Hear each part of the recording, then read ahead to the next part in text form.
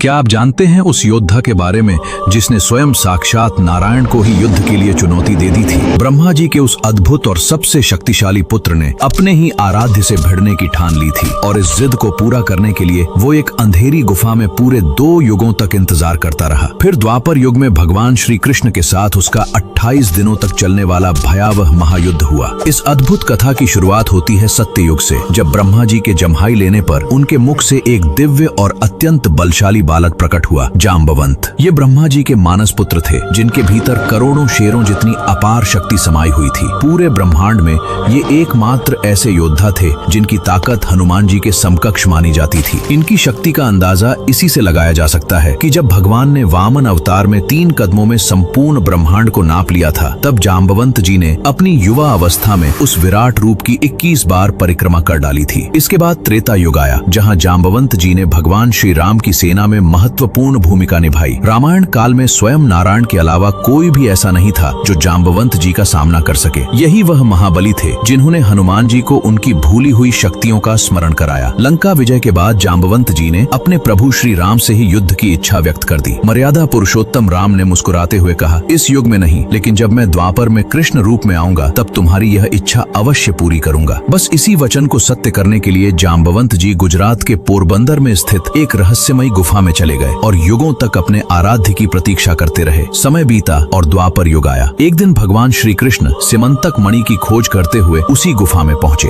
वहां उन्होंने देखा कि जाम्बवंत जी की पुत्री उस दिव्य मणि से खेल रही है। जैसे ही कृष्ण ने मणि लेने का प्रयास किया, जाम्बवंत जी ने उन्हें युद्ध के लिए ललकार दिया। फिर शुरू हुआ एक ऐसा महायुद्ध जैसा ब्रह्मांड ने पहले कभी नहीं देखा था। यह युद्ध लगातार 28 दिनों तक बिना रुके चलता रहा। 28वें दिन जाम्बवंत जी का शरीर थकान से कांपने लगा और उन्हें एहसास हुआ कि पूरे सृष्टि में केवल नारायण ही ऐसे हैं जो उन्हें परास्त कर सकते हैं। तभी भगवान श्री कृष्ण ने अपने भीतर से श्री राम का दिव्य स्वरूप प्रकट किया। अपने आराध्य के दर्शन पाकर जाम्बवंत जी की युगों पुरानी इच्छा पूर्ण हो गई। वे भावुक होकर उनके चरणों में गिर पड़े, क्षमा मांगी और अपनी पुत्री का विवाह भगवान श्री कृष्ण से कर दिया। गुजरात के पोरबंदर में स्थित जाम्बवंत गुफा आज भी इस अद्भुत घटना की साक्षी मानी जाती है। अगर आप भी इस दिव्य कथा और भगवान की लीला में आस्था रखते हैं तो कमेंट में जय श्री राम जरूर लिखें।